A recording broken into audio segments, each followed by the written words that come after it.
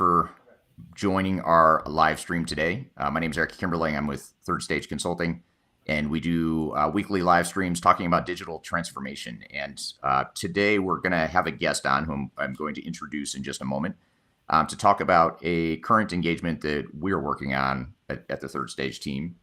And it's we want to talk about some of the lessons learned from this transformation that's actually in progress. And so one of the interesting things, or one of the things we like to do occasionally on this live stream, is to talk about not just looking in the past from a project that's already been completed, but talking to team members that are actually right in the middle of a transformation, right in the middle of a project, and sort of talking about the good, the bad, the ugly, the fun stuff, the not so fun stuff, and all the stuff that we all deal with when we go through transformation. So that's really the intent of today, is to talk about a mid-sized consumer packaged goods manufacturer that we're working with and helping them through their transformation. We're in the midst of an ERP implementation with them. So we're going to talk today about some of the lessons learned and just kind of what's happening in the project and what are some of the curveballs that have been thrown and all that good stuff. So that's really the intent of today's conversation. And before I introduce our guest, I also wanted to ask everyone, if you don't mind, a couple of favors. First of all, if you have any questions or you want to engage with us at any point on whatever platform you're watching today, whether it's YouTube, Twitter, LinkedIn, or Facebook, please just drop a comment or question in the chat. I'm watching the live streams here as we're talking, so I'll pull questions from the audience as we go. And then the second thing, if you don't mind just dropping in the chat right now just where you're joining from today. We generally appeal to a pretty global audience. We generally get people from all over the globe watching these live streams. So I always like to see where everyone's from, just to get a sense of who our audience is. So if you don't mind just drop in the chat box where you're joining from today. I'd love to see where you're from today. So the last thing I'll mention before I introduce our guest is this interview is live. We're recording this live here on the platforms I mentioned, but we're also going to use this recording later for our Transformation Ground Control podcast, the episode that will come out next week. So thank you for being part of us making this podcast, and you'll get to see the polished, edited version next week when it comes out on our Transformation Ground Control podcast. So with that all being said, we'll talk a little bit more about the case study here in a moment. But before I do, let's introduce our guest, which is Amanda Patton, who is a manager at Third Stage Consulting on our team, helping with this client that we're going to talk about today. So Amanda, thanks for being here today. Yeah, of course. Thanks for having me. Absolutely. And you've been on the podcast before, but it's been a while. You were on one of the early episodes of Transformation Ground Control. So it's good to have you back on here. Glad to be back. Yeah. And you're going to talk about a different project, I believe, this time than what we talked about before, or maybe it was the same project. Was it? It feels like I don't remember. I don't know. Several months ago, so now I don't remember. But either case, a lot has changed. If it was the same project we talked about before, this is a project that you've been working on for some time with us. But yes. I guess before we start asking about the client and a little bit about the company, maybe tell us a little bit about yourself, just a little bit about your background and what you do at Third Stage in general. Okay. Sure. Well, let's see. I've been around the software world, I guess, for the past 8 to 10 years in different capacities. Was with IFS, so on the vendor side, and did global analyst relations, was an industry manager, and the strategic alliances lead. And so over the years did different roles, which was really cool because I got to see the whole entire process from different vantage points and learned a lot just from, selection and, how customers select and how they implement and what that all looks like. So it's pretty cool to have kind of a mixed bag of skill sets from, in that regard. And then at Third Stage, we tend to kind of wear multiple hats around here and work on really cool collaborative teams, and people bring, a diverse set of skill sets. And the majority of the projects that I'm on, I'm really doing project management. Overall, do some analysis and a lot of, that kind of thing from organizational readiness and the selection process and that kind of thing. But really, project management is kind of my go-to here lately, especially on the last few projects I've been on. Great. So you'll have a unique perspective that a lot of us don't have, just having worked for a software vendor in the past, and you've sort of been on the other side of the table, and be interesting to get your perspectives as we talk here today, how that what that contrast is, between being on this side versus the vendor side, and understanding those challenges in a different way, having been on that side. Yes. Yes. Sure. I know all their secrets. So Right. The dirty little secrets of yes. being a vendor. Yes. So, so tell us a little bit about this client. I know we can't mention him by name, obviously, for confidentiality purposes, but just tell us a little bit, at a high level, kind of what is the lay of the land as far as the company itself. What do they do? How big are they? All that good stuff. Right. So they're consumer goods, as you have mentioned, a mature, established company, mid-size enterprise, and they sell direct to consumer and a lot of business to business as well. Um, I don't know. I can't go into too much more detail, I guess, without Right. without revealing, Who they are. identities. So yeah, that's pretty much the overview. Okay. And they're very well established, as in they've been around for centuries. Exactly. Not Yes. 10 or 20 years, but hundreds of Very years. mature. Very, very mature. Yeah, which is And which can I'll be a talk good thing and a bad thing. exactly, and I'll kind of talk a little bit about that more as we get into the interview. But as you can imagine, there's just a lot of legacy, old processes, old technologies, old ways of doing things, and also the economy and the way that we do business and the way that consumers behave and the way that they purchase things, and just that whole entire world has shifted. And so there's a lot of change going on, within this company just because of all of the evolutions they've gone through. So, and then with COVID, that's like a whole nother, fast tracked evolution. So, Right. Well, tell us a little bit about the transformation itself that they're going through as an organization, and sort of where are they in that journey? Maybe start from how we started working with them and kind of leading up to where we are today. How would you sort of summarize that journey so far?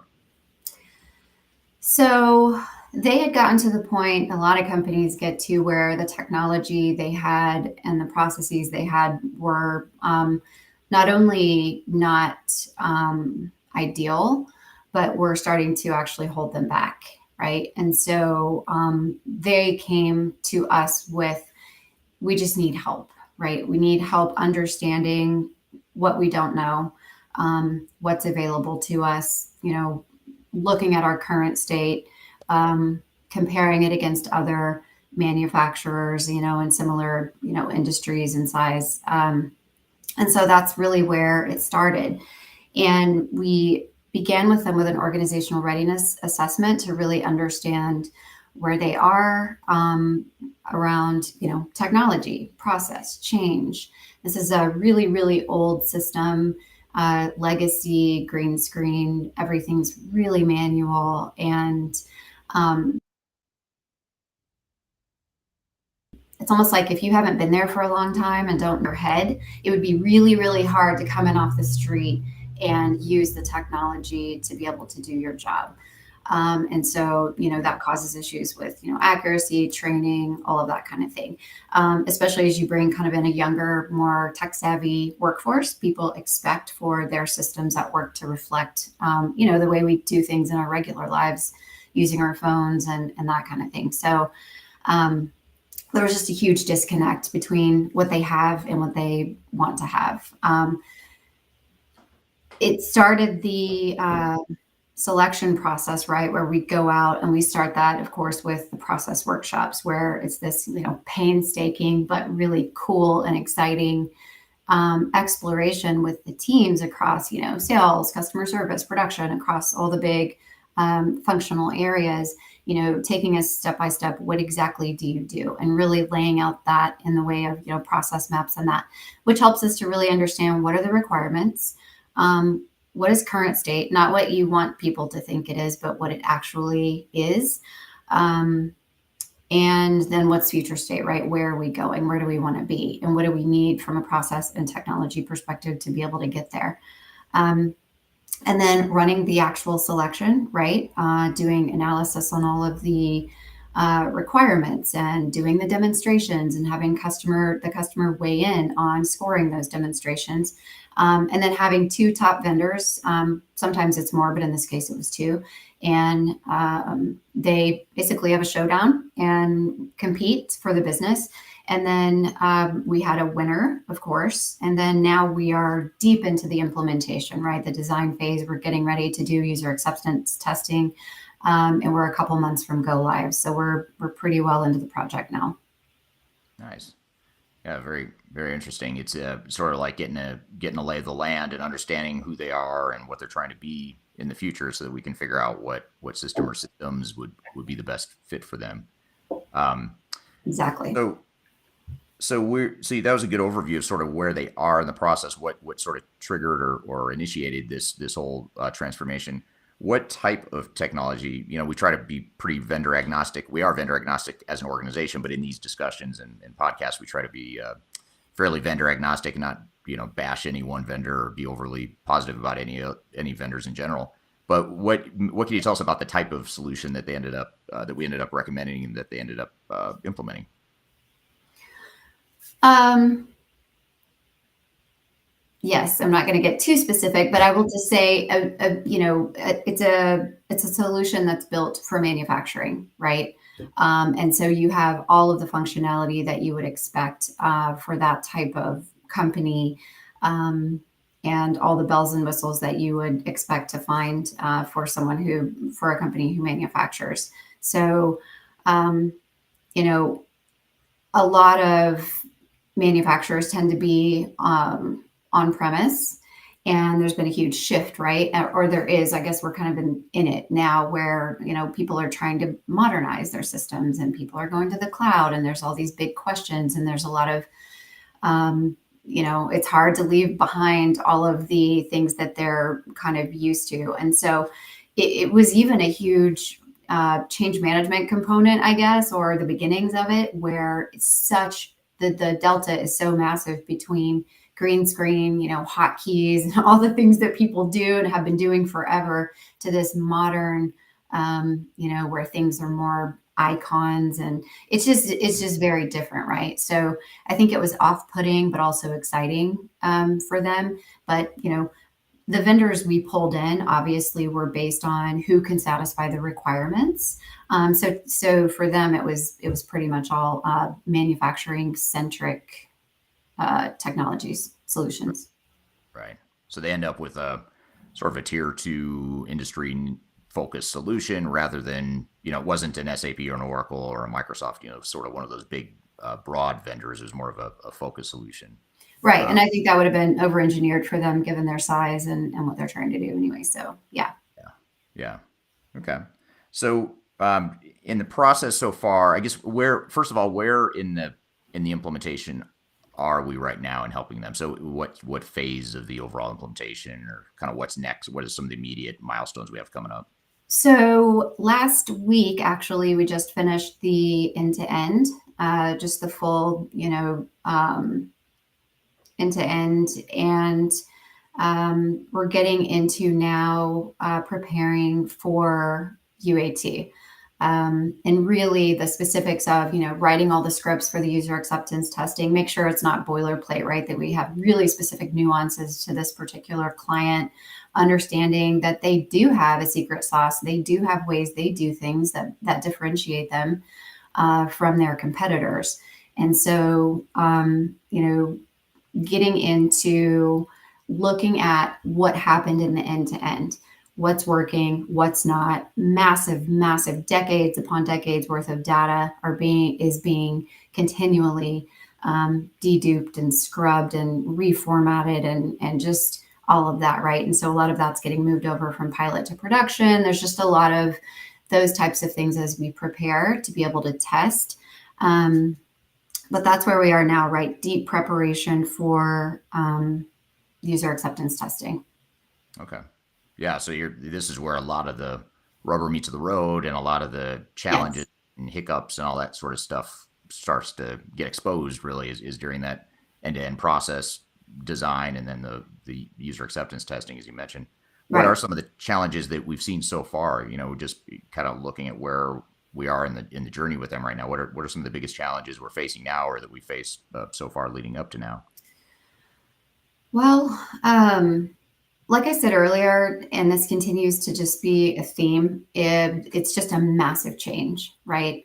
Legacy green screen essentially very manual, um, institutional knowledge kind of thing, and very you've got to go in and mine for data and like build custom report. It's not the way we're used to, where you can just go query for what you want. There's just a lot of so I think one of the biggest challenges is like not knowing what they don't know.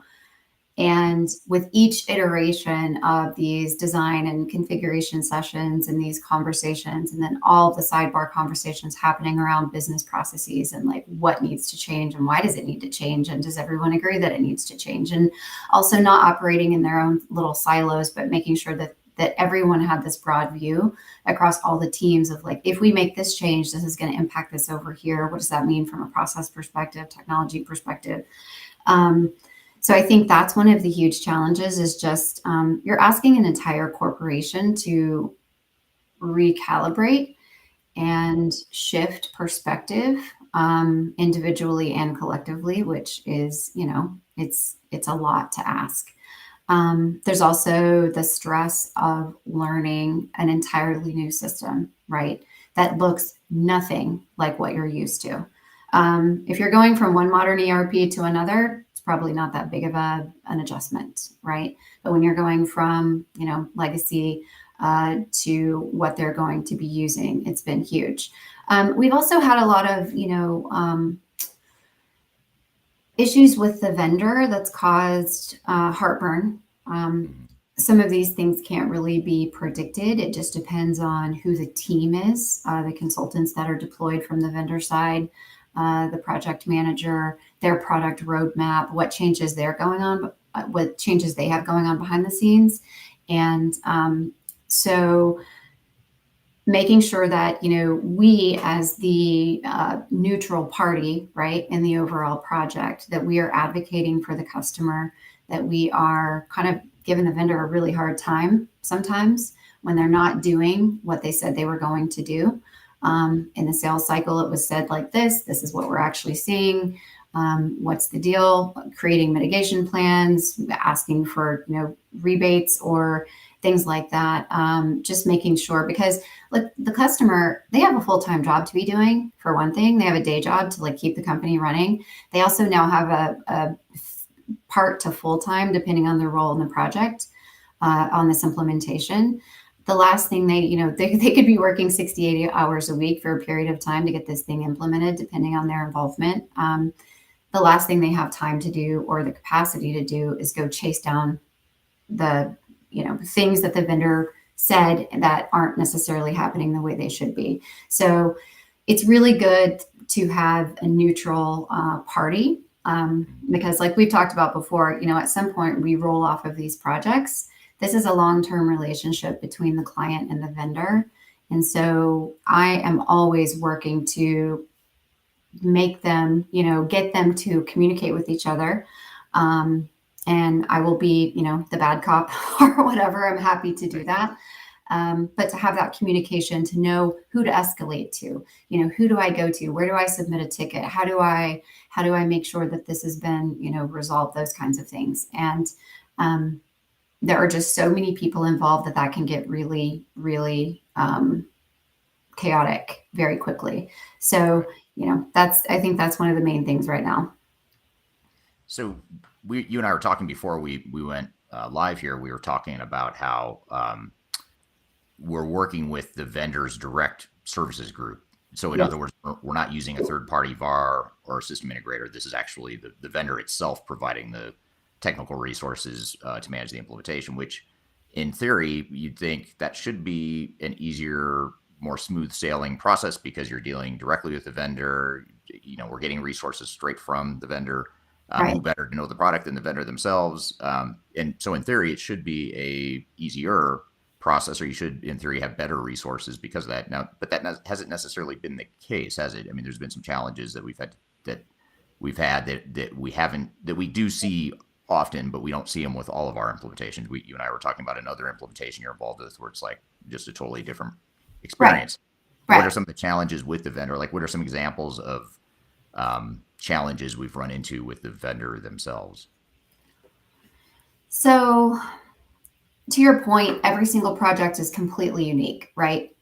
it's because it deals with human beings and different technologies, different deployment teams, and so every single one is completely different. And I was under the same impression as well, because you would think that, people who are employees of the vendor, that would be better, right? It would be closer to the source instead of having a bunch of, outsourced um, things. But, what's ended up happening is that there's just a lot of disjointed disorganization, miscommunication. A lot the vendor has going on behind their own scenes has caused a lot of pain for the customer. Um, there are a lot of upgrades and just a lot going on with their product roadmap. Let me just say that. And Right. so those changes are causing glitches and delays and confusion for the process of the implementation for the client, right? Because you know how everything is, you've got this critical path, you've got all these dependencies. And so if this thing gets messed up, well, now we've got to rework all of, um, if somebody, that's one of the issues we've had with this vendor, is that they've laid things out and then those things are continually changing. It's like chasing a moving target, and it's really difficult when, like I said, you've got people over here trying to learn a new system. They're trying to write new processes for future state of their company. They're trying to work their day jobs. And so, Right. and their schedules are really full, right? And so it's just caused a lot of extra um, uh, you know heartburn. Another thing too, I don't know if you've ever, called customer service somewhere and you've been transferred 17 times and you had to tell your story over every single time. Right. Even though the person says like, yeah, I'm going to put this in the notes. That has sort of been the experience for the customer as well, right? Even though you have these are, employees of the vendors. It's not like it's a new outsourced team or some third party team. This is all, people who work for the vendor. But every time they come on to talk about building out a new module or a new, component, um, we've had quite a few experiences where the cloud environment hasn't been spun up yet, right? Oh, we thought you were on-prem. Sorry, we need 2 weeks now to spin up the cloud environment so we can do this training and this configuration, things like that. We don't have 2 weeks, right? Um, Also, that pushes so many other things back now. And then just kind of the thing where you get on the phone and you expect your if you're the client, you expect the vendor to know who you are, what you do, how big you are, where you're located, your whole story, and Right. the fact that you're on the cloud and that you're using this product and that, and that just has been missing.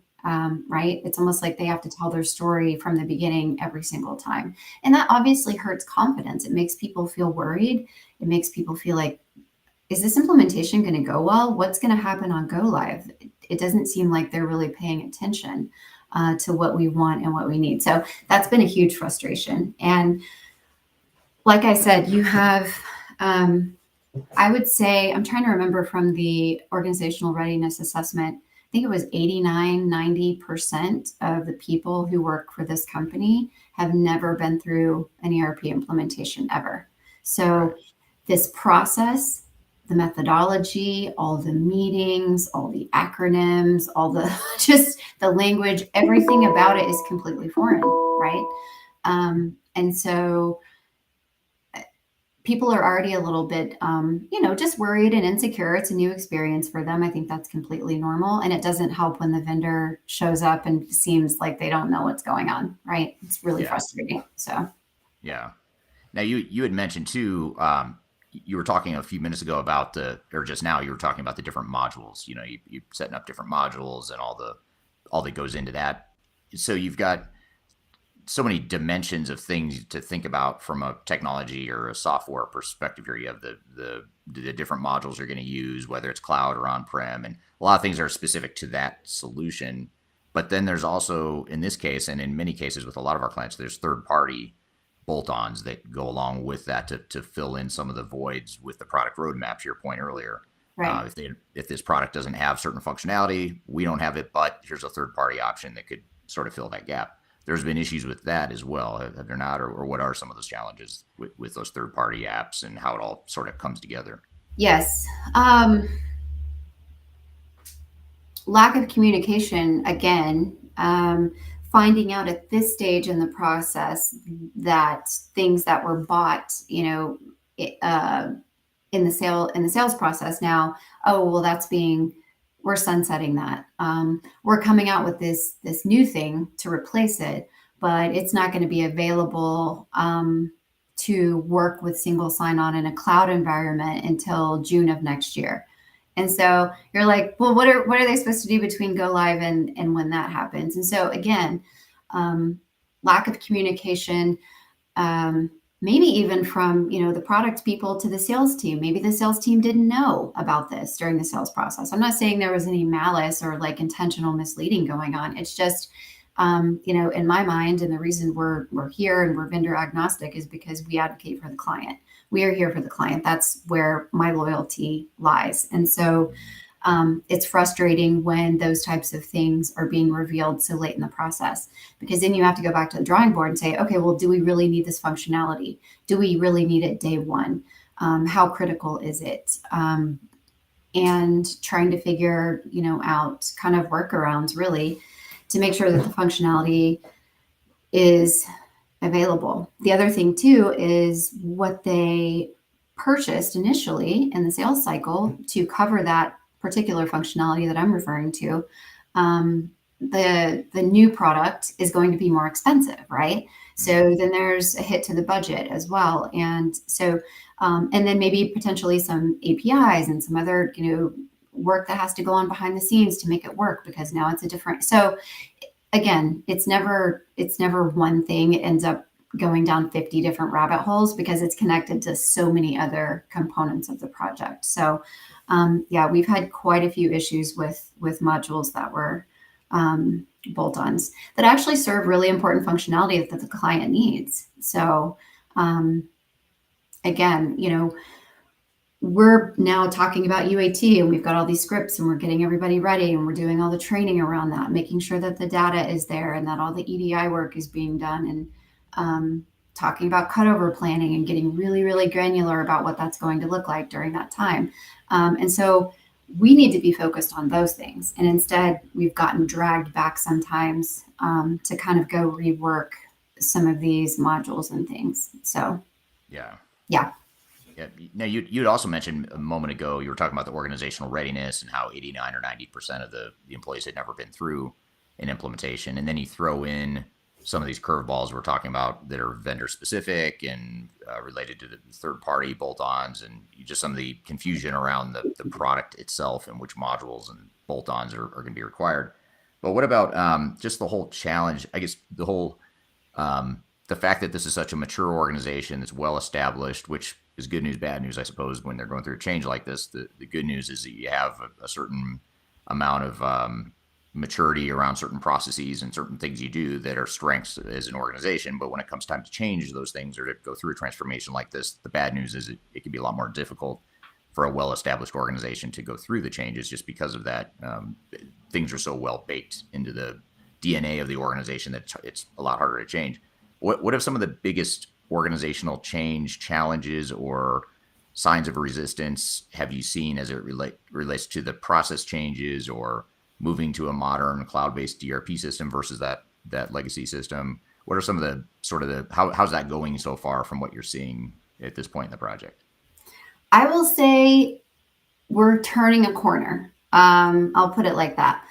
Early on, it was people are it's human nature, right? You're attached to the way that you do things and protective over your process and your data and the fact that you own this and other people don't touch it. And, this is how we do things. I think too, when you have somebody who's been doing it this way for 30 years, and that's not an exaggeration, there are people who've been doing it this way on this system for 30 years.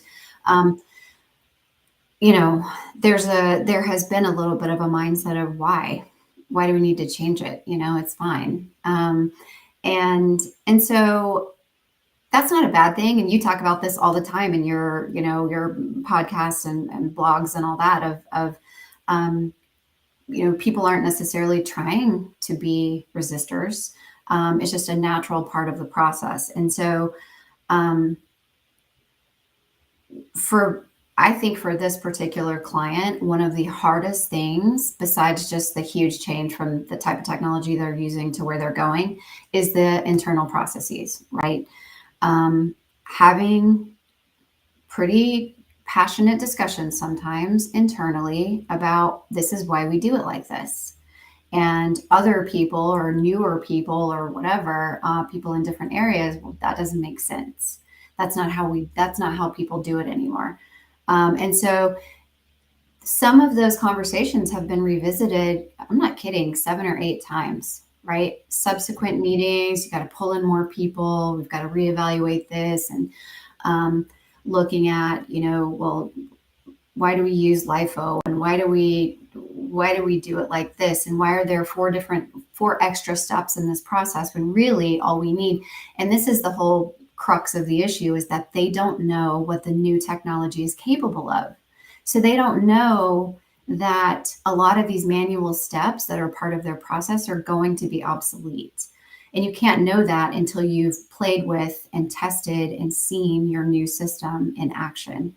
And so there's a little bit of, trust. And like I said, every iteration of the UAT and them getting to get in there and play around and see it, like, oh, okay, well, it did it automatically, or this is automated now, or I don't have to slice and dice these 17 reports 8 different ways for 15 different people, because that's sort of the way it is now, right? You're pulling vast amounts of data, you're putting it into Excel, you're doing a million different things because all these people need different things. And in future state, it's not going to be like that. There won't be a need for that, right? There's going to be custom dashboards and there are reports you can query. There are all kinds of things that you can do to do that. But if you've never seen that kind of system or worked in that kind of system, you don't know. So I think that's one of the biggest change management issues, is telling people this is what it's going to be like, and they don't believe you. And Yeah.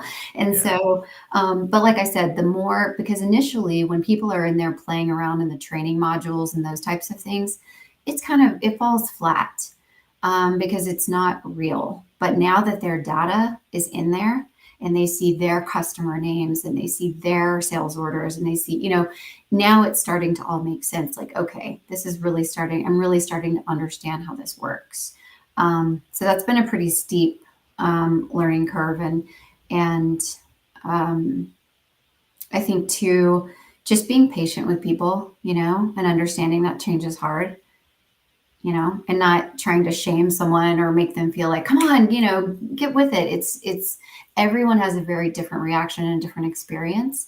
I think too, it's always normal for people to start to think, this system seems to do a lot of what I do for my job. Right. And people are like, what, and that's kind of one of the points of, this type of system, is to get people away from having to be in the weeds all the time and do so much manual work, so people can focus on more strategic, forward-looking initiatives, right? Instead of being caught up in the work of all this manual stuff when you're bogged down with an old system. So Yeah. Yeah. Now you mentioned something interesting that just triggered another sort of a sub question here. Is you were talking earlier, but just a second ago, about LIFO, like, which for those that don't know, last in first out way of valuing or costing inventory, and it's also an inventory management process too. But are there other, like, can you give us a couple examples of other impacts to the organization, like other things like that are sort of being challenged, or their mindset shifts for the organization or for different team members, no matter how small they may be? Do you have any examples like that? I think, one of the things is okay, I'm trying not to get too specific so I don't, reveal anything that I'm not supposed to reveal, but what are the kind of rules, right? In terms of customizations, or this customer wants this. And that's been one of the huge things. When you're as old as this company is and you have as many longtime loyal customers as they do, you have a lot of exceptions, right, for customers. this customer only can have blue ink on their packing slip, or this Right. customer doesn't want this packaged with that. It has to be separated out, and these plastic sleeves have to be labeled in a different way because of how they receive inventory, or whatever. Special custom orders that a lot of companies would just say no to, right? Because it doesn't make sense at that volume. It doesn't make sense for them financially to fulfill those types of things. But this company does those things without exception because they're customer centric. And so a lot of it has been around the rules of what's allowed and what's not allowed, and setting, parameters around what's going to work for the business model. And across customer service, sales, production, you know, um, there were these kind of arguments about this may be better for the company from a convenience standpoint, but we don't care because we're always going to do what's best for our customer.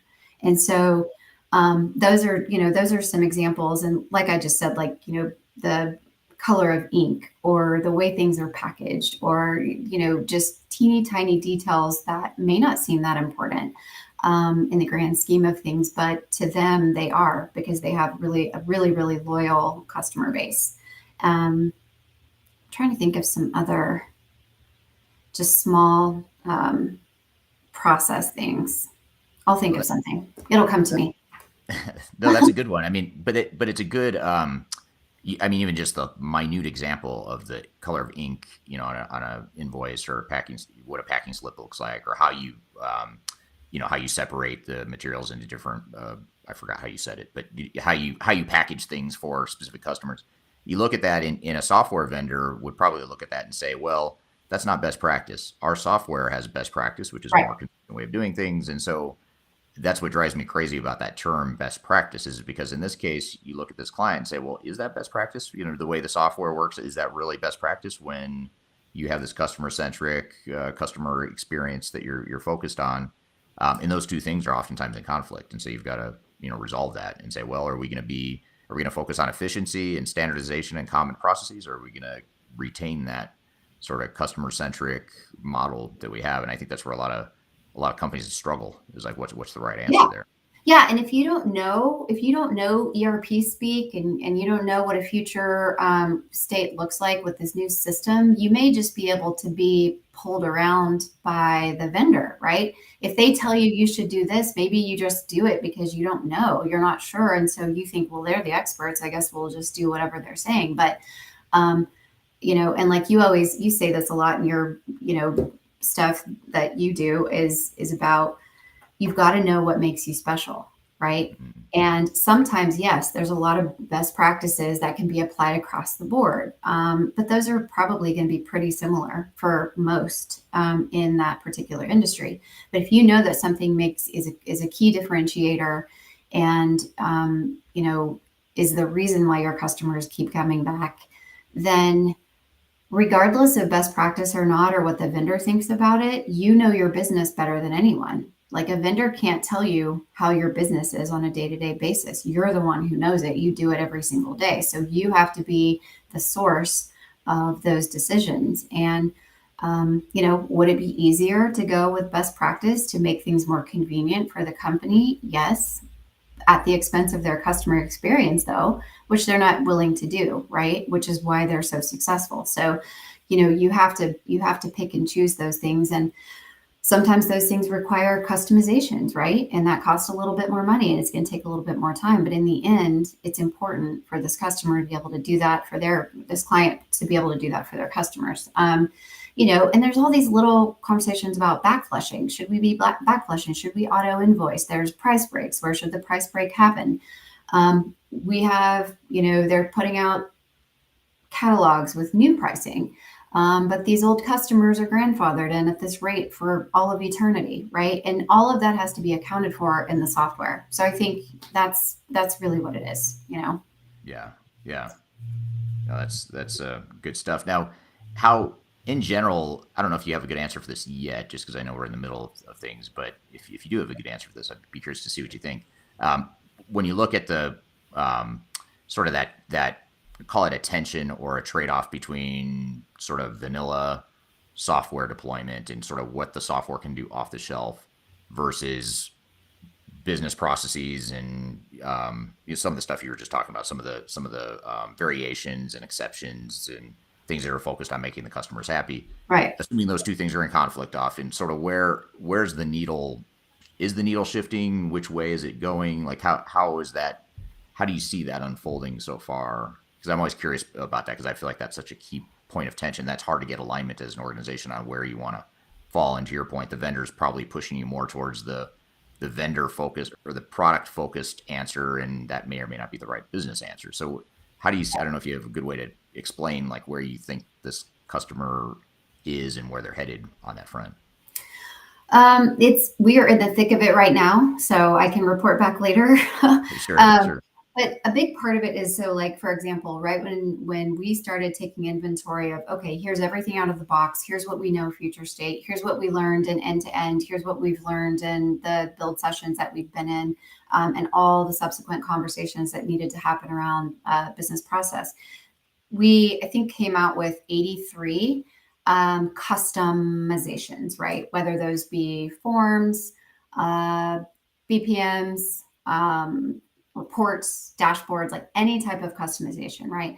And so the process right now that we're going through is pretty painstaking, long conversations about is it something that we really need?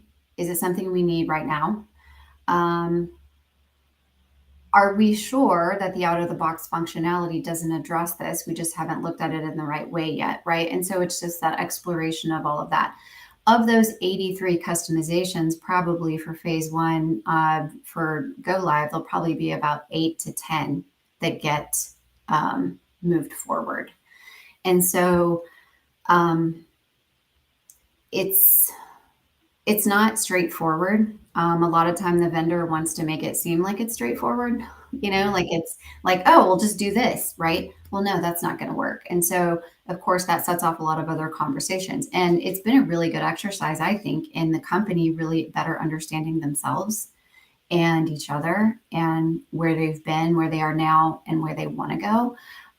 Even though everyone's agreed that future state is where they want to be, and be able to project trends and get better with like the whole Amazon world and selling directly to consumers and 3PLs and all the all the new things that have come in.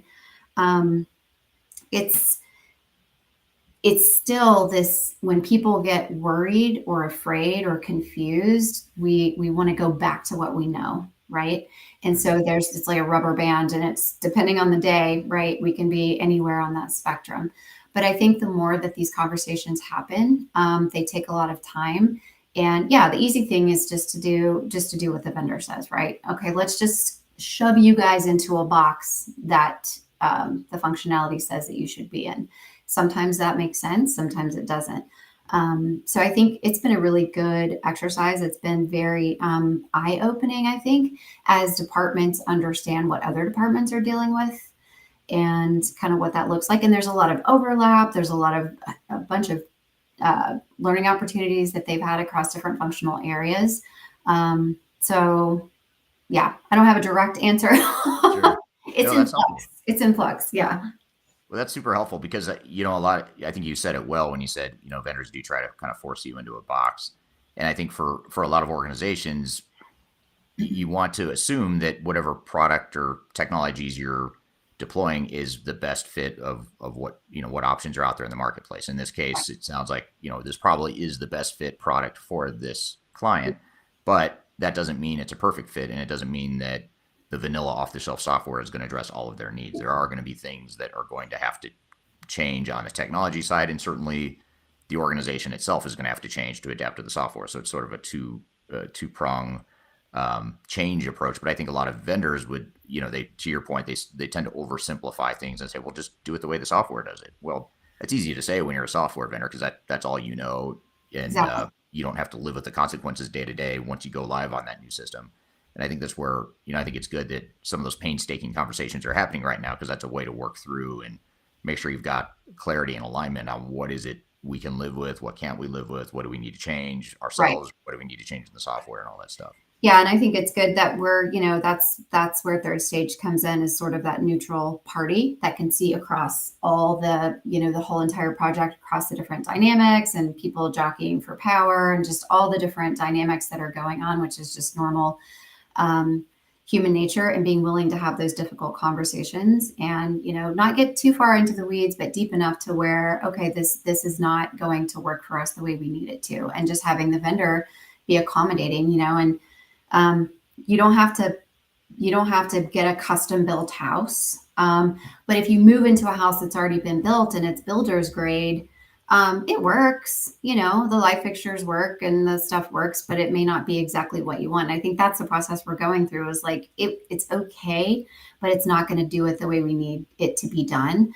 And then having that discussion about, is it worth the extra money? Is it worth the extra time? Do we need the customization? What if we wait until phase 2 and let phase 1 really play out and just see how we're doing after go live for a few months, and then we can do a reassessment around some of these. And I think those 83 items are going to get moved at 8 to 10, and then the rest of them maybe will be pushed for a while, because, like I said, they don't know yet what it's going to be like in the real world on their new system. So having the patience, and then of course having the processes written for workarounds and manual things in case something doesn't work, right? Being prepared for everything. So Right. Yeah. Yeah. That makes total sense. So what, based on where the project is right now and some of the challenges that that the client and us are facing here, what what are some of the biggest takeaways you would leave for a team that's about to go through a similar sort of transformation? Are there lessons specific to this client, this project, that you'd say, here's some key takeaways or things to think about as you embark on your own transformation journey? how much time do we have? We could spend a whole hour just on that, but how would you summarize a couple of those things that the most immediate or highest priority things that come to mind? I would say to allow more time than you think it's going to take. That's a big one. And I've already alluded to it several times. That means internal discussions across all teams, leaving that extra time to discover and explore things that are going to come up. I don't care how well planned out it is, there will be surprises and speed bumps in the road. And so having the time set aside for that. You also have to have time to let the steering committee and the board, right? Because that can take forever to get on people's calendars, to track them down, to let them look over the information. You may have to present the information to them so that they can go make a decision when it's really stuff that really has to be decided at a super high level. That has cost more time than we anticipated in some cases. UAT scripts, the data migration plan, again, more time than you would think, right? So put a 20%, insurance layer in there of time, because like we've talked about, people have full-time day jobs. They now have a ton of hours being added for the implementation. And so finding the time that we need for all these deep conversations sometimes that we have to have, it's really difficult to do. In fact, sometimes we're doing it at night or on weekends because there's no other time, right? What else? The EDI hardware definitely, especially right now with our global supply chain being clogged. That's a fun little surprise of it's taking how long to get the scanners, the scan guns and the printers and everything, right? You've got to have that stuff for go live. And so having months of lead time is really important, especially right now. Luckily we were prepared for that, so we're good. But if we hadn't been, we might be in trouble. I think having an extensive plan with every line item laid out, who's responsible, when it's due. Even if we're just coming in, even if third stage is just coming in from a QA PM perspective, I still like to have everything covered. So because we have our team, we have the system integrator, we have the vendor, we have the client team. It's a lot of teams with a lot of lenses and a lot of deliverables going on. And so being able to track all of that, which is what I do, I want to track everything. For this one in particular, I would talk about, wanting to understand the vendor's roadmap And if they're going through a huge upgrade or they have a lot going on behind the scenes, knowing ahead of time before you sign a contract, what does this mean? What does this look like? And getting really specific and kind of beating them up on, getting answers, definitive answers. Um, any products that are being sold during the sales cycle, when you get around to implementing, has anything changed? Do you have any updates for us? What do we need to know? Is this going to work in the cloud? Does it work in a single sign-on environment? Just all these little details that, don't seem like a big deal until they don't work, right? And then it's a really, really big deal. And then if you have a client going from on-prem to cloud, just making sure that everyone understands the changes, the challenges, the benefits of what that actually means. Because a lot of times these older companies, will be on-prem and the cloud is just a whole nother universe, right? And what does that mean for all these customizations and all of that? And every single time there's an update, what is that going to look like for our internal IT team? And just really, really understanding, because again, it's a completely different world. So that's kind of a long list. I have many more, but those are the main ones that come to mind. Those are good ones, especially, I like the part about the way you describe all the little things that are big things that can affect a timeline. There's a big difference between what a vendor says they could do in terms of implementing technology in theory versus implementing technology to fit a business and in actuality. Those two things oftentimes get disconnected in what the vendor thinks is possible versus what is realistically possible from an Right. organizational and operational perspective. Yeah, and I would always also say too, that coming from the vendor side, just remember that there's salespeople, Mm, um, and really doing due diligence on, oh yeah, sure, we can do that, right. right? Really Really. understanding what that's going to look like, and also understanding how much of the hand holding is going to be done by the vendor. I think I had a much greater expectation of this particular vendor than what has been delivered. And so there's been quite a bit of disappointment and heartburn and even conflict at some points in the project, right? And it was explained during the sales cycle that this customer was not familiar with an ERP implementation and we're going to need a lot of extra, help and assistance. And that has not been delivered. So a lot of times, if you've been working for a vendor for 30 years, all the acronyms and all the things you say, it makes perfect sense to you because you do it every single day. And making sure that that vendor really cares about that customer in a way that's going to explain things, break down the acronyms. What does this mean? How long is this going to take? How do we do this? How do we write a UAT script? How do we, right? Saying something needs to be done and understanding actually what it looks like to get it done, to write a plan to get it done, and helping your people, training your people on how to do it. There's just been a big gulf between what was expected and what's being delivered. So Yeah.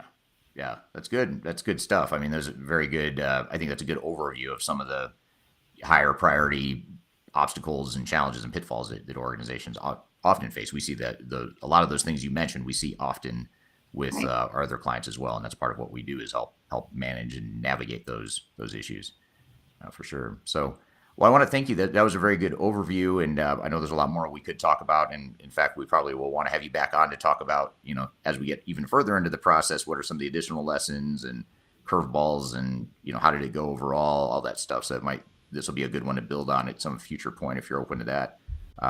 So I want to thank you for being on here today. This is a super helpful discussion. Sure. Yeah, it was fun. Thank you. Absolutely. And thank you to the audience for being here today. I know we had a couple questions come through toward the end here that we didn't get to. Apologies for that, but that's something we can always chat with you in the post on social media. We can maybe share some thoughts there with you. So thank you everyone for joining here today. Thank you again, Amanda, for being here. Yeah. And this live stream or this recording will be part of our Transformation Ground Control podcast, which will come out a week from Wednesday. So Wednesday of next week, that episode will feature this interview along with other stuff that we'll include in that podcast episode. So thank you again, everyone. Hope you have a great day and a great week, and we will see you all soon. Thank you.